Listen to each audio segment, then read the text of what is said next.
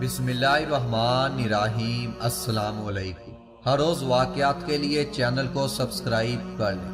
ایک مرتبہ حضرت عیسیٰ علیہ السلام ایک ایسے نوجوان کے قریب سے گزرے جو باغ میں پانی لگا رہا تھا۔ اس نے آپ علیہ السلام سے کہا کہ بارگاہ الہی میں دعا فرمائیں کہ اللہ رب العزت مجھے اپنے عشق کا ایک ذرہ عنایت فرما دے۔ حضرت عیسیٰ علیہ السلام نے فرمایا کہ ایک ذرہ تو بہت ہے، تم اس کو برداشت نہیں کر سکتے۔ پھر اس نے کہا کہ صرف نصف ذرہ ہی عطا فرما دے۔ اس پر حضرت عیسیٰ علیہ السلام نے اللہ تعالیٰ کی بارگاہ میں دعا کی، یا اللہ اسے اپنے عشق کا نصف ذرہ ہی مرحمت فرما دے۔ یہ دعا مانگنے کے بعد آپ وہاں سے تشریف لے گئے۔ کچھ عرصہ بعد پھر اسی راستے سے آپ علیہ السلام کا گزر ہوا اور اس نوجوان کے بارے میں دریافت کیا تو لوگوں نے بتایا کہ وہ تو دیوانہ ہو گیا ہے اور پہاڑوں میں چلا گیا ہے۔ حضرت عیسیٰ علیہ السلام نے اللہ تعالیٰ سے دعا مانگی، یا اللہ اس نوجوان سے میرا سامنا کرا دے۔ پھر آپ علیہ السلام نے دیکھا کہ وہ نوجوان پہاڑ کی ایک چوٹی پر کھڑا ہو کر